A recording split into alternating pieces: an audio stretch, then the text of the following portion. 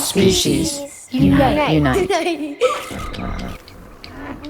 You're seeing young men going to prison or getting buried in the ground because they're out there poaching rhinos. And, it just drove a bigger wedge between conservation efforts and the communities. Yeah. And same as Iraq, you got an occupying force there, which is what we were as a conservation body, and there was no hearts and minds. So we started doing a lot of research into, what was the most effective tool in community development in Africa. And what we found was an overwhelming body of evidence that said empowering women was the single greatest force for positive change, not only in Africa, but across the world.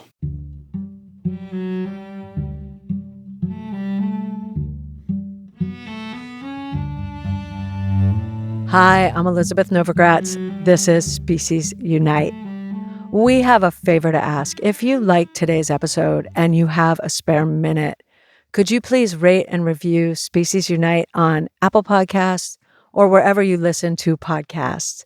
It really helps people to find the show.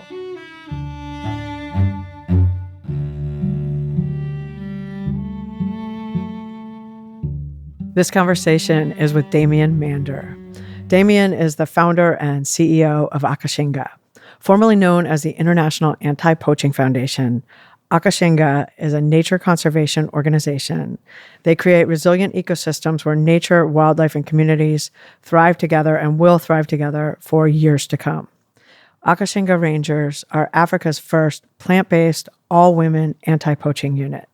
And they are revolutionizing the ways that animals are protected, that communities are supported, and that wilderness landscapes are restored and safeguarded. Damien has been on the podcast before, and his full story from his childhood on is absolutely astonishing.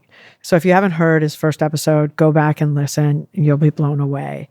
He's an Iraq war veteran who served as a naval clearance diver and a special operations sniper for the Australian Defense Force.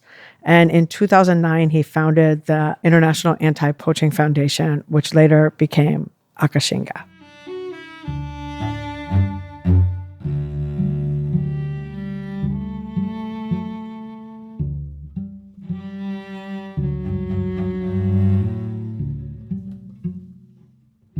Hi, Damien. Beth, how are you, mate? Awesome to see you again. Very good to have you back. It's been 24 hours. Since we saw each other last, but it's been, 3-4 years since you've been on the podcast. Yeah, it has. It's been definitely been a big transitional period for us personally, as an individual, and organisationally in terms of growth and what we're doing. So thank you very much for what you do and for having us on here today. Well, I'm really excited about all this transformation. But for people, first of all, Damien's been on before, so you should definitely 100% go back and listen to his episode because it's astonishing. It really is astonishing. So you talk about, we won't get into the full details like last time, but kind of how all this started and what it is. Yeah, for a lot of guys that have been, anyone that's been in the military, been in conflict, I don't think the real war starts until the bullets stop and you're trying to figure out how to reintegrate back into society. I'd lost mission. I'd lost the most elusive thing in life, purpose, overnight, and a brotherhood, a group of people that surrounded me that were protecting my life as much as more than I cared about it myself. And then you lose all that, and you get someone that's trained to do what we were trained to do, and then you go back and you got to try and deal with a family or drive an Uber or whatever it is. And it's just, I think if our leaders are going to send our children off to fight their arguments, they need to be ready to pick up the pieces when the kids get back home. And it's a huge shortfall, especially here in the United States, where 33 veterans a day commit suicide. I was one of the lucky ones that when I hit rock bottom, I bounced. I can't say the same for a lot of friends and colleagues. I'd heard about anti-poaching years before, and it sounded like a romantic adventure, and I bought a one-way ticket to Africa. I did not even have a check-in bag, just had a carry-on bag, and took off. I didn't join the military to serve my country. I did it for adventure. I didn't go to Iraq to help the situation. I went there to make money, and I didn't go to Africa looking for a cause. I went looking for a fight. and it was it probably frames who I was as a young man at that time, and in many senses still a boy. It was selfish, and it was about me, and how does a guy who's just done all the cool shit that things in real life that kids can't even do on a PlayStation, jumping out of choppers and blowing things up and all that stuff, and then how do you try and take the next coolest step, and really that's all Africa was for me. It was the next 6-month chapter in a book of cool stories. Like it sounded like a great story, yeah. Yeah. Where'd you fly into? Flew into Johannesburg in South Africa and started traveling around the southern part of the continent and just getting to meet rangers and go out and try to get involved. And it just got a lot of closed doors everywhere. People that had been invested in conservation and protecting nature for decades surprisingly didn't want some Aussie guy coming over there running around and having an adventure in their backyard of this project that they just put everything into. And I started to realize that my mindset was not right, and still it took a lot of sitting around the campfire and speaking to people and starting to really understand what it was about. It was all a part of my change. People always try and pin, this one single moment of transformation. And, of course, there are things that added great weight to transformation and change. But ultimately, it was a series of things that I was going through. Iraq had broken down many of the layers of this macho facade that I'd built up around myself, this like armor of, trying to live up to the expectations of what people think you should be with the jobs that I'd done. And also too, you're going to get a bunch of tattoos as a young person and 6'3", 240 pounds. So you can destroy a written across your chest. Like there's a certain expectation that people have of you, which you then try to, I suppose, continually fulfill. And it's not, you sometimes got to be able to shed your skin. It's hard. The unfortunate thing about a tattoo, they're stuck to you. But it's your identity, right? And you really think, I think, especially when you're younger, that your identity is really who you are. It's hard.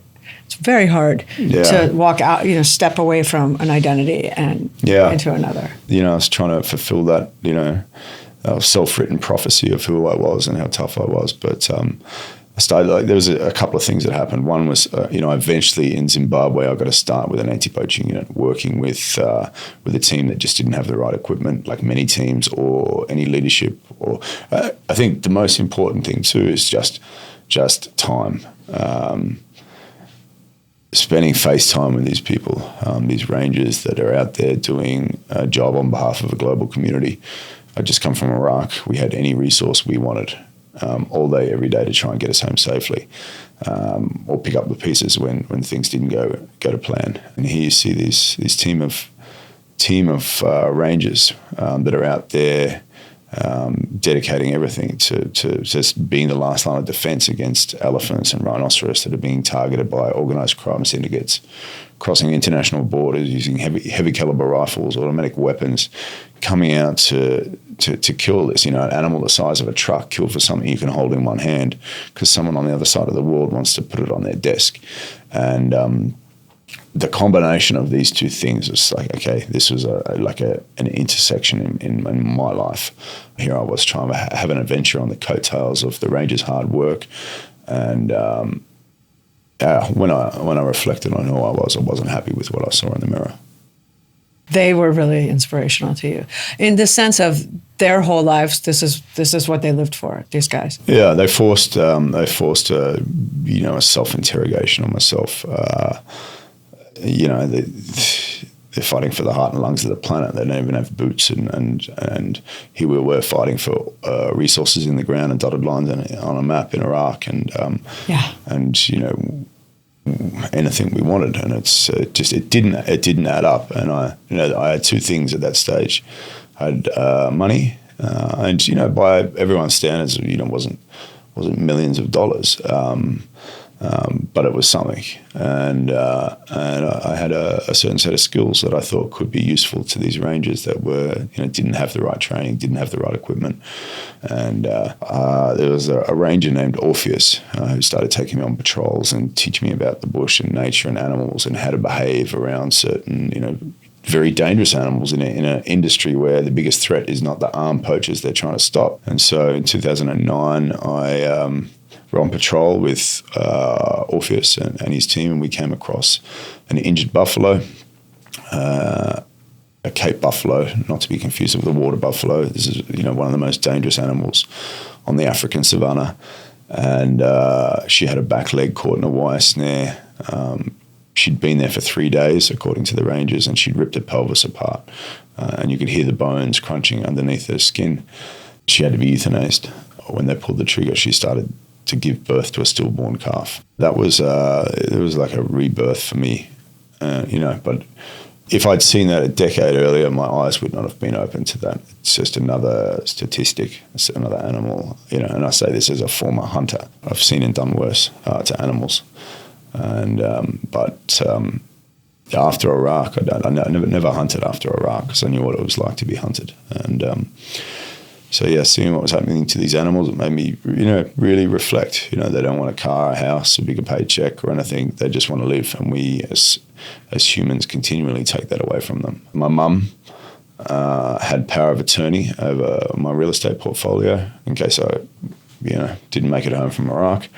And I called her up and said, please start selling houses. I'm setting up this charity. So October 2009, we set up the International Anti-Poaching Foundation and designed to be direct action out there, last line of defense.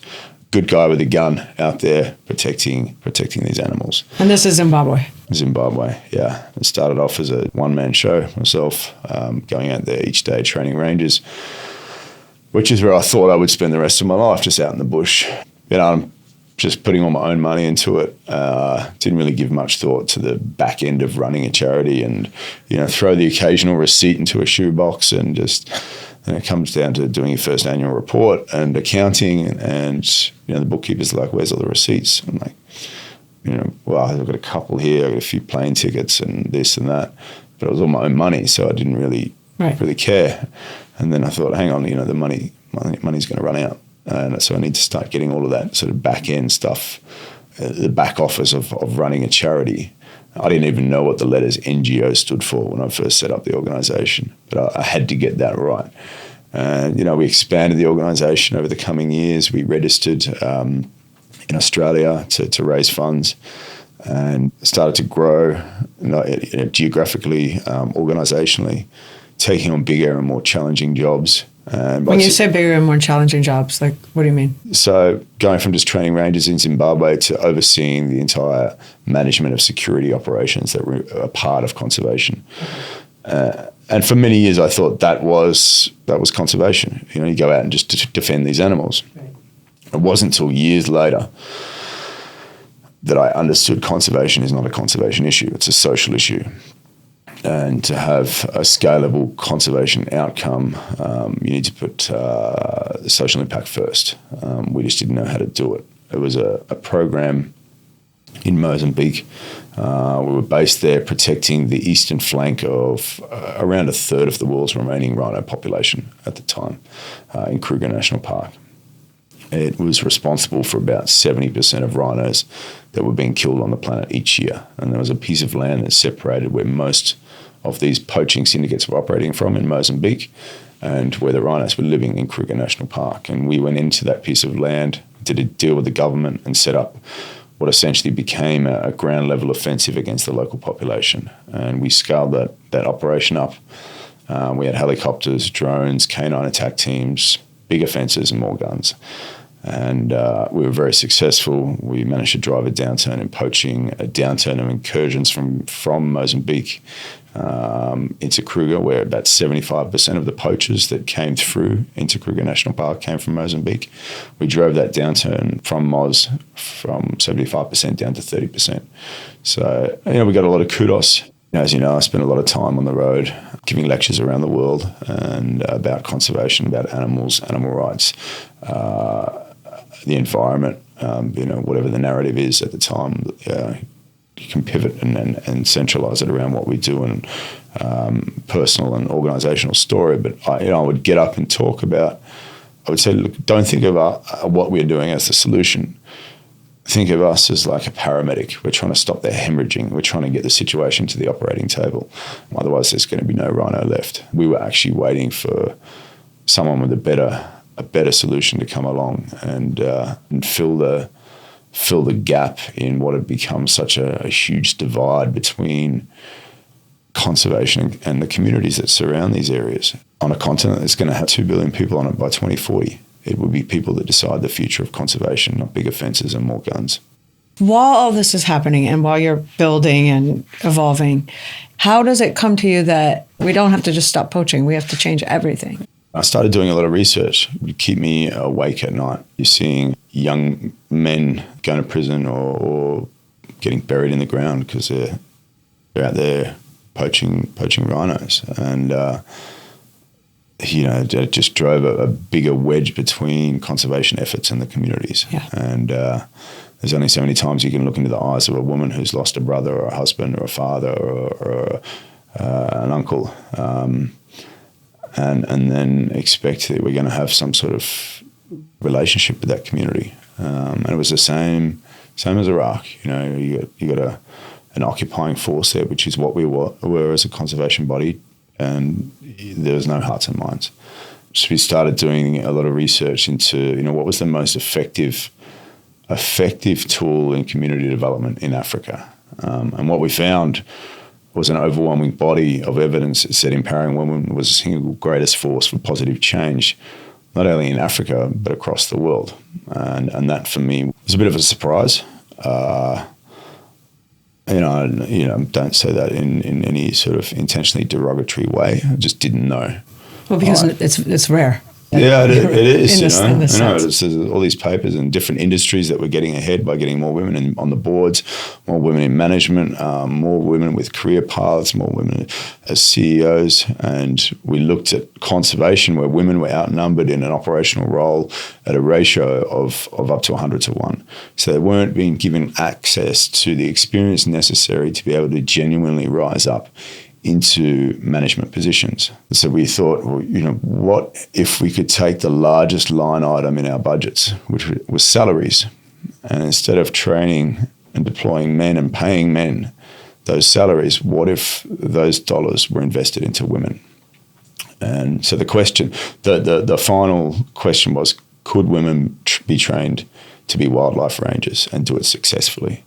I started doing more research and found examples of the US military using or deploying women as counterinsurgency teams in Iraq and Afghanistan because the trust system had been so completely broken with many of the male units. There's only so many times you can kick someone's door in at 3 a.m. and put a gun barrel and a torch in their face and then try and sit around the table with them the next day and have a conversation about hearts and minds. So women were going in some of the most patriarchal societies on the planet, sitting with the elders and negotiating, how we going to make things right here.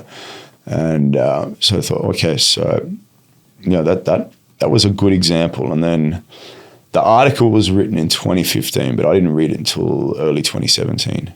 And it was in the New York Times, and it was about the US Army Rangers training women for frontline deployment.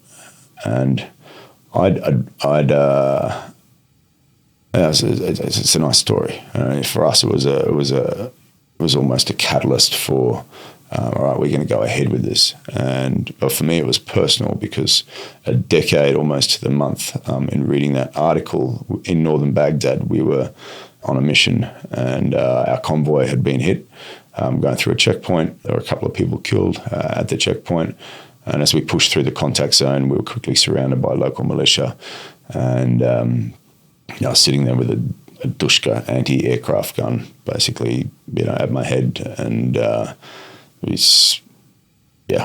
weren't supposed to make it home that day. And we had very, very aptly named the panic buttons in the vehicle, which send messages back to the Reconstruction Operations Center, which to scramble and deploy whatever resources are available. And I think within 2 minutes, we had 2 Apache gunships, helicopter gunships circling over our position, and 5 minutes later, the US Army Rangers came in and got us out alive and got us home. It was a decade later reading that article, thinking that if the unit that was good and gracious enough to give us that second opportunity in northern Baghdad that day is now training women to be Army Rangers, then maybe we should train them to be wildlife rangers as well. And that was the beginning of what became Akashinga, the Brave Ones. To actually get the women to do this, or to even be interested in this, and to get the communities behind you and everyone to agree with you, like, how did that all go down? The hardest part about any project is getting it started. And we tried across several countries, a bunch of different reserves, governments, and nobody wanted to take the risk of deploying women into these frontline roles, genuinely. Even though there's a lot of people portraying that it was being done, it had never been done before. All-female armed anti-poaching unit that would go out there and be solely responsible for the protection of a single reserve. We ended up finding an abandoned trophy hunting reserve in the lower Zambezi section of Zimbabwe. We went and spoke with the chiefs and the traditional leaders in this area and said, this is what we want to do. An all-female team. And this is, again, a very patriarchal society in a male-dominated industry. And they were very hesitant at first. And we eventually managed to negotiate 3 days. And that was basically them just trying to appease us in giving us enough of a time frame to demonstrate that this was a failed theory. It all happened very quick from there. The 3 days was granted, and we had to start very quickly. 3 days, yeah. Yeah, well, 3 days to do this selection. So before we had to do the selection, we had to do a pre-selection. And at that stage, we hadn't even given much thought as to who would go on that selection. When I arrived in Zimbabwe in 2009, it had the lowest life expectancy in the world for a woman. It was less than 40 years of age. When we spoke with the traditional leaders and we thought, because in their minds that this was going to finish after day one. In our minds, we thought, if this does go beyond the 3 days, let's create an opportunity for the most marginalized people in some of the harshest communities in some of the poorest countries on the planet. They were survivors of sexual assault, domestic violence, AIDS orphans, single mothers, and abandoned wives. And 87 women came down for pre-selection interview. And we sat through those interviews. Sitting there listening to those stories is probably one of the hardest things I've ever done in my life. Not because I was directly responsible for anything that had happened to those women, but because I'd been part of upholding a culture that had held women just like that back. I came from special operations, the world's ultimate boys club. I mean, you can be the president of a country and be a woman, but you can't be special operations. I remember as a Navy diver, we had a university doing studies on us, on trying to integrate women into our ranks. It wasn't possible. And, we took a locker room vote on whether or not we wanted women, working with us. Nobody did. And there's nothing else behind that other than fear and ego. And that was just such a pointless blockade that is put there. Anyway, these 87 women, we went through these interviews, and of those 87, we chose 37 to go on and do the selection phase. And again, we would normally do a 1 day selection. We did 3 days for the women because in the eyes of everyone, they had more to prove. And it was very early on in day one, we realized we had something very special, a different kind of toughness and resilience that I hadn't been accustomed to. And at that stage, I'd built a career across 3 continents in training men for frontline deployment. And probably some of the toughest guys on the planet. Yeah, they are. I trained men for warfare, men for law enforcement, men for conservation. But I'd never worked with a woman once in an operational capacity. And here these women were coming from the backgrounds they'd come from. It didn't even batter an eyelid at what we were putting them through. And it's because we didn't consider that anything we would throw at them was nothing compared to what they came from or stood to go back to. And after 3 days of putting these women through hell, only 3 had pulled off voluntarily. And we had to then choose the best 16 that would go on and form the first group to be trained. And that was the beginning of Akashinga. And there was no hesitation then from the chiefs or the local community to give this program a chance and give it some oxygen. The responsibility had shifted from those women in proving to us that they could do this role. The responsibility shifted to us as a team of instructors, that we had to prepare these women to go out into an ecosystem that had lost 8,000 elephants in the previous 16 years to armed poachers. So we could hope for the best, but we had to prepare them for the worst. And that was 8 years after founding the organisation, and just over 6 years ago from where we are today. Huge transformation personally and organisationally in where we've come and how we've completely not only reframed what we do, but the example and the model that has been created and it is now marching out across the continent. Go back to those women for a second. Talk about after their training and then what happened. Very quickly, we started to see arrests. The women came from these communities. They were plugged into the community at a household level. That gave us access to information. We had limited resources in conservation. And if you look at the $449 billion that's given to philanthropy in the United States every year, at the top is religion, 29% of all that funding. And at the very bottom is all environmental causes, all conservation causes, all animals, both domestic and wild, local and international. And so here we are working with the smallest pool of funding, trying to protect areas the size of small countries. So you can either walk around an area that big and hope to bump into something, or you can go to exactly where the problem is. And being plugged into the community at household level gave us access to information. So we became very effective very quickly.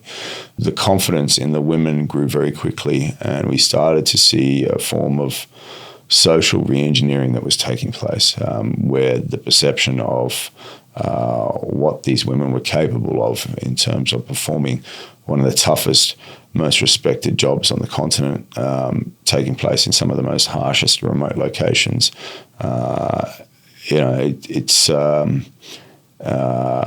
We very quickly won over not everyone in the community, but enough people to start witnessing change. And young boys and young girls looking up at these women, the chief looking at what these women were achieving. They came back to us and said, you need to employ men as well, which we eventually did, and we scaled the male side of the operation up, but in a very different way. We shifted the power roles of law enforcement, decision-making and management into the hands of women, because one thing we noticed, which is critical to the overall model that we have been refining over the years, is that we haven't seen a single incidence of corruption with the women. If Denmark ranks number one in the world as the least corrupt country, Zimbabwe sits around 157 out of 180 countries. So just being able to remove corruption from the equation of what we were trying to do, it dramatically reduced many of the problems that we faced on a daily basis.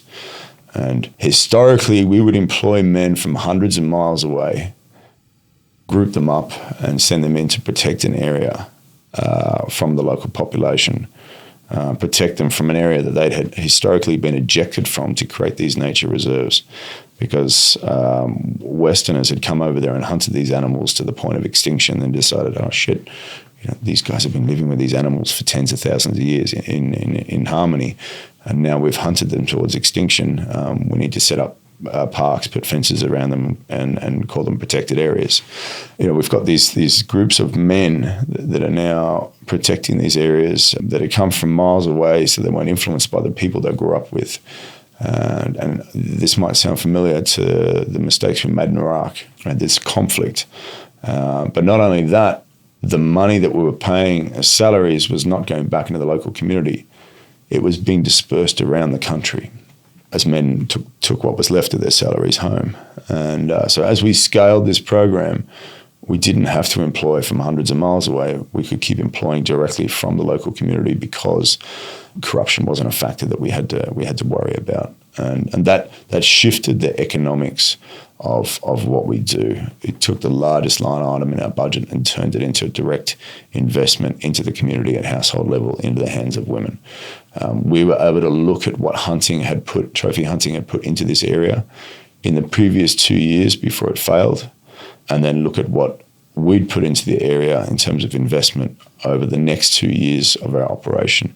And we could show the community on paper that we were putting the same amount into the community every 34 days as what hunting had done per annum. So here in this one small pilot area, we'd found a viable economic alternative to trophy hunting, which was only working with women at the center of the strategy.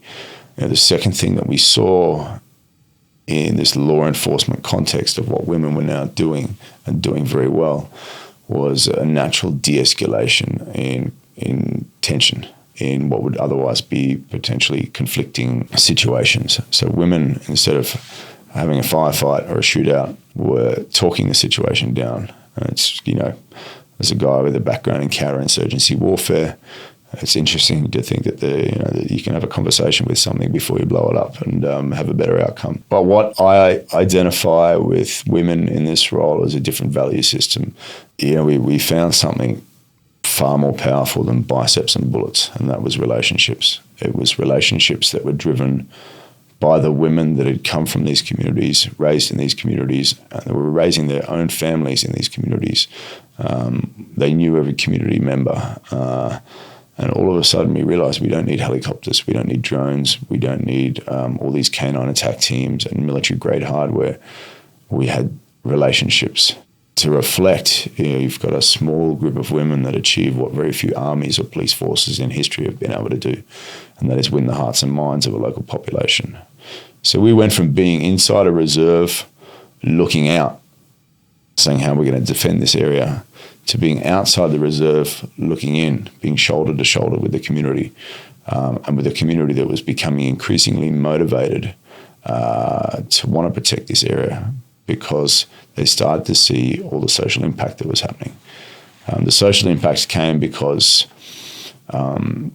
we cut our core operating costs by 2/3 by not spending it on military-grade hardware. We're spending it on investing in more women. Women's empowerment is a central component of social impact for us. We're spending the same dollar 3 times. First is the most effective dollar that can be spent in social development in rural Africa. Second, as the most effective dollar for community development, and third in conservation, as it was initially intended. Okay, and so.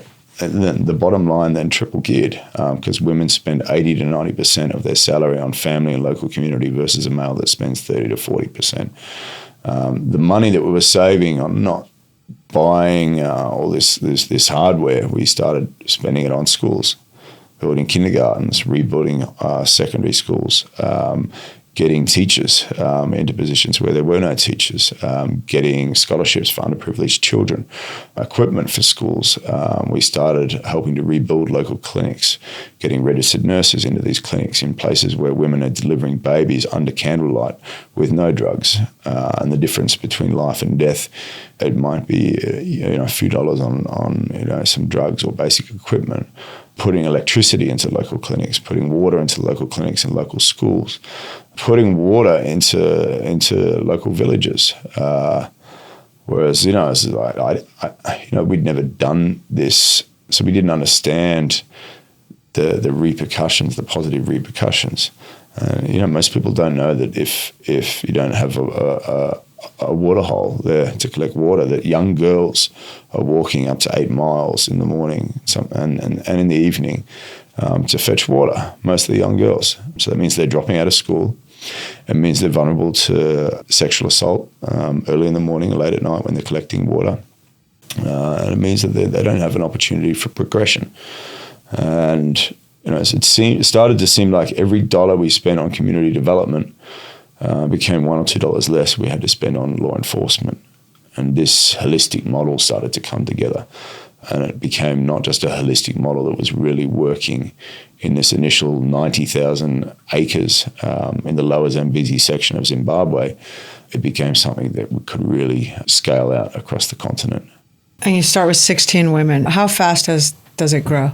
So our portfolio size has grown over 10,000% in the last 6 years. So we now have over 9 million acres under contract. We have a staff and contractors of almost 600.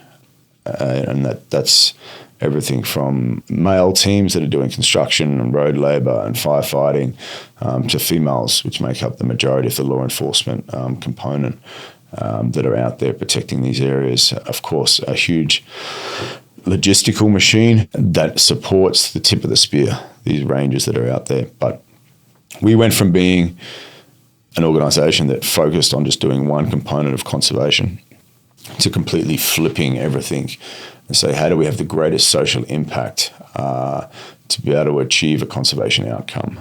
So leveraging rural development and linking it all together and making that result in a scalable solution for protecting so much wilderness that is at risk and is being lost as we sit here today. In the beginning and now too, what happened with the actual animals and the poaching when the women took over in terms of numbers? We saw an almost 400% increase in wildlife populations over the first 4 years of the program. We saw an overall 80% reduction in poaching in our areas. But across the mid to lower Zambezi, we saw a 90% reduction in elephant poaching. Remember, they'd lost 8,000 elephants in the previous 16 years. And we've been able to hover around that 90% mark ever since. And while we are not everywhere in terms of our footprint operationally, we can be everywhere in terms of what we hear. And poachers, they have to access the areas where they poach via the communities, and they have to leave via the communities. And we either catch them the next day or the next year. But we have the teams have made over 1,200 arrests now. We've got an 83.5% conviction rate. So it's been extremely successful. That's awesome. It's a testament to what the team has been able to achieve. And there's other things that you don't really know that are going to happen. And I remember being summoned to see the chief of police for the region. And he calls me in the office and I go in there and he walks me over to the wall and he's got all these charts up there on the wall with all the stats and data. And he says, do you realise since this program started, there's been a 60% reduction in sexual assault cases against women in these communities? We've done nothing in this program other than create an opportunity. And that was the only thing that was missing for most of these women. They've done the rest themselves. When you moved in, now you're in Botswana, you're in Mozambique. When you started doing this in other places, did you come up against the same kind of resistance in the beginning in terms of using women, or were people already aware of what you were doing and excited about it? So the first thing we did is scale out in Zimbabwe. As we started scaling out, it wasn't us going out trying to sell this. Right. It was other communities, other traditional leaders, other local government departments hearing about what was happening and coming and seeing. And going and speaking to the people, speaking to the communities, and seeing all this money that's going back into this circular economy, seeing the social impact programs that were linked to biodiversity outcomes, and saying that we want this. We even had the president of Zimbabwe make a press statement that Akashinga was what he saw as a viable economic alternative to an increasingly declining trophy hunting industry. And this is a thing around the world. You know, so many people from an ethical standpoint, they hate the notion and the thought of hunting. The only thing that I would dislike more than hunting would be that as an international community, we have not created an alternative to something that so many people dislike. And, you know, putting all the comments on social media about how bad it is when a picture gets posted of someone sitting there with a lion or a rhino they've shot, it actually doesn't add up to anything. It's not helpful. I know. If you want to actually make change, then look at alternatives and invest in those alternatives. And that's what we have set up is an alternative to trophy hunting. And so increasingly these communities and governments have come to us and say, look, we're failing in these areas. You know, there's less people that want to come and hunt, and these areas are going to be lost. And once they're lost, once the hunting companies pull out, whether people like it or not, the reality is then there's no anti-poaching unit. There's no people doing the patrols. People come in, they shoot what animals are left, and the trees get chopped down. Then you've got a clear paddock, which is turned over to agriculture, human settlement, and the fragmentation of that landscape is complete. And it's very hard to reestablish that once the damage has been done. I hate seeing a dead elephant. I hate seeing a 1,000-year-old forest cut down more, because that just does not come back overnight. The original 16 women that first came through, yeah, where are they now?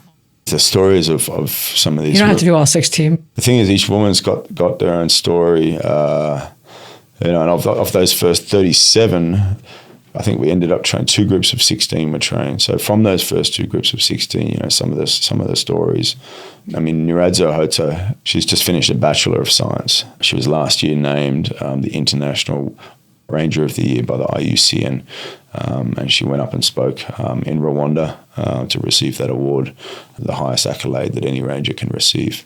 She's now one of the junior scientists for us as an organisation, working under our senior scientist who has a PhD from Oxford.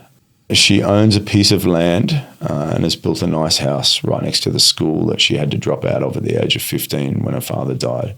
And she was forced into an abusive marriage just to stay alive. So she left and joined Akashinga, and that's her story to where she's come today. A young woman like Kelly Chigumbura, who was raped, I think at the age of 15 or 16, had a child to the rapist, was unable to look after the child because she had no economic income. The child, under traditional law, was taken from her and sent to live with the parents of the father. She joined Akashinga. She went through the training. She bought a piece of land, built her own house, and then we, with our legal team that we have, we took the case to court for custody, and she left court that day with her daughter. Her daughter's name is Yearn Cleopatra. She left court that day with full custody of a young girl that she hadn't seen for almost 3 years, and was able to take her back to her own house as a proud mother. There's so many stories that are like that. It's just many of the women within 18 months of joining the program have bought their own land, built their own house, which means getting their families back together, just like Kelly. It means getting their siblings back into high school. It means getting their children back into primary school. It means getting healthcare for their parents. It means rebuilding these communities. And I see it as it's almost like a slow burn revolution that's happening, where women are coming up through the ranks with the opportunity of any education they want to do, but they're coming through these ranks with a conservation mindset. And whatever they go on to do, whether it be working in the healthcare sector or education sector, whether they want to go into politics, whether they want to go into working for the National Parks Department and head that up at one day, we create these opportunities for them to do whatever they want to work at. It's the first question we ask during pre-selection interviews. What are your dreams? And that's what Akashinga is. It's an opportunity to dream.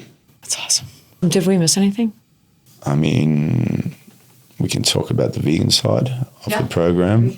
There's so much good stuff. I forgot about the vegan part. Yeah. Is that still, like, everyone's still vegan that that joins? We only serve plant-based food. But we have a program called Back to Black Roots, which is like teaching all our staff from a nutritional, ethical, and environmental standpoint about why we only serve plant-based food in our programs. For me, conservation is not a 9-to-5 job. Biggest impact we can have is using our forks as a weapon against an industry that's responsible for the death of more animals than anything else on this planet, and responsible for the deforestation and destruction of more natural wilderness area than anything else, and that is the meat industry. And so much of the areas that are clear-cut, it's not even to put livestock on, it's to grow food that's going to feed that livestock. I walked around the bush for 3 years protecting one group of animals and would come home and eat a different group of animals. And I had people say it to me, we'd be doing fundraisers back in Australia, and, I'd be cooking sausages and hamburgers, and people like, we're here trying to protect animals, but you're serving animals. I'm like, yeah, but cows aren't going extinct, chickens aren't going extinct. We're doing all this good work. I hadn't made the link between, the destruction of the meat industry and what that causes on this planet, and the harm, the suffering. The language of animals is too complex for us to understand. The language of suffering, I came to learn, is universal. I think, like a lot of people, we're creatures of convenience, and I didn't want to acknowledge that what I was doing was wrong. I kept trying to create excuses of why it could be right or remain right. And I think we all masters at building these silos of conscience, and what we're willing to open our eyes up to and what we're willing to keep our eyes shut to. The thing is, the truth is accumulative if you listen to it enough. Some people will change overnight or over a single conversation or over a meal. Some people it will take a decade. I was one of the ones that it took a long time. And I went vegetarian overnight, and then very, very soon after went vegan. We tried to get one of our male units to even offered them more money. One of our male anti-poaching units, we offered them more money. We offered to bring in like vegan chefs, and we nearly had a mutiny. And when we switched our model to start training women, we just did it from the start. But we taught them from the start as to why.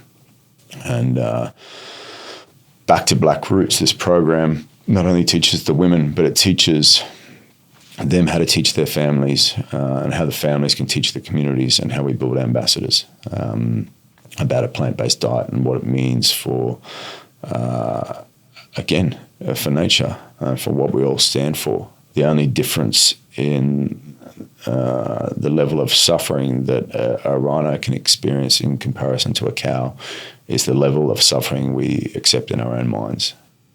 And I guess the women probably weren't nearly as resistant to the idea of it. The thing is, it wasn't an option. It wasn't an option, and we were starting with a blank canvas. We had an area where, there was no one working, and it was a lost cause. And from a conservation standpoint, the lost causes are the best ones worth fighting for. I don't want to be another organisation working in a national park that already has a dozen different programs running. I want to go to the areas that are going to be lost. But when you have a lost cause and a blank canvas, you have the opportunity to paint your own picture. And I remember giving a lecture in Chicago, and there was a senior advisor to the Chicago police force that was there, and he came up to me afterwards and he said, we're looking at new solutions. We just have continuous conflict in so many of these communities. And to go back to, like Iraq, again, you just can't keep kicking in doors and then trying to patrol the streets the next day, and it's, where the police officer knows everyone's name and, is able to knock on someone's door and know that person. These are police officers that often come from different communities. It's a very interesting filter to overlay with, some of the law enforcement tension that's been brewing here and the militarization of law enforcement in the United States. But, how do you go into a city like Chicago and say, we're going to disband all the men from their jobs and replace them with women and see what happens? It would probably be pretty amazing. This blank canvas gave us an opportunity to be able to not only do it, but to be able to measure it and to see the impact. And what's next? We now have 9.1 million acres under long-term management. And the thing about the hunting industry is it created a precedence for these long-term leases to be done with local and indigenous communities. So we have leases as long as 50 years.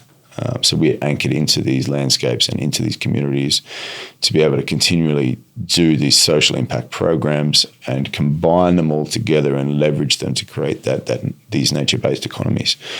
And you build out this holistic model of conservation that we now have mapped out by the end of the decade, wanting to have 30 million acres of wilderness under management in direct partnership with local communities who lead these programs. Our job is to create the space and empowerment opportunities for them to be able to lead these programs. 30 million acres is about equivalent to the total amount of natural forest that's lost across the planet each year. this is a significant amount of land. We have been building an alliance of organizations on the ground that is going to help positively influence 184 million acres of land in terms of picking out the pieces of the landscapes that are at greatest threat of being lost. So we have shortlisted 14 landscapes across 9 countries. The alliance is being, we're one of the founding partners of this alliance. The fund that is being held is being held by Rewild. It's Leonardo DiCaprio's organization that he works with. This is big thinking, visionary work that's been done by an amazing group of organizations in what has historically been a very pointy-elbowed industry where people struggle to work together. And it's like, we just got to get over ourselves and say, this is not a problem that can be solved in any one way or by any one organization. It takes a group of people working together. As we come out of COP here in the UAE, there's one thing clear. We cannot rely on our global leaders to make the decisions that need to be made to achieve the change that needs to happen in the time that it has to happen. We need to go out and do things as a global community ourselves from the grassroots up and hope that by the time we realize as a species, a generation, a civilization, that we've been pushed so far into the corner that we have enough time left to be able to make the huge shift we can. And I believe that as humans, we are capable of great things when we realize we push far enough into a corner. I just don't realize if we all understand how far up against the corner we are at the moment. We need to, and I say this as a father, I want to be part of the generation that defines our success as a species, not our failure as a species. We need to leave this place in a better way than what we found it. We're looking at all these other different solutions, whether it's a reduction in the use of fossil fuels, pulling carbon out of the air. We very quickly overlook the best system that we have, and it's a system that spent 5 billion years of correction and error in evolution, and that is nature. It's not our parents' fault that we're in this situation, and it's not our children's responsibility. It's all of our responsibility, and the time to act is now. Damien, thank you. It's awesome. And Akashinga is it's completely incredible. I'm so excited for the growth and the transformation. Thanks, and you keep getting bigger and better. Thank you so much. I love it. Thank you, Damien. Awesome, Beth. Thanks, mate.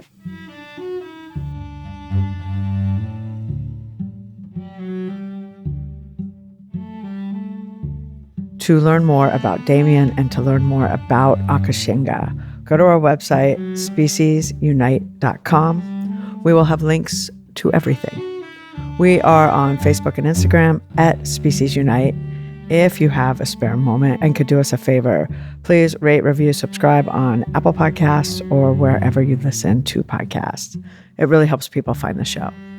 If you'd like to support the podcast, we would greatly appreciate it. Go to our website, speciesunite.com, and click donate. I would like to thank everyone at Species Unite, including Gary Knutson, Caitlin Pierce, Amy Jones, Paul Healy, Santina Polke, Samantha Kosel, and Anna Callner, who wrote and performed today's music. Thank you for listening. Have a wonderful day.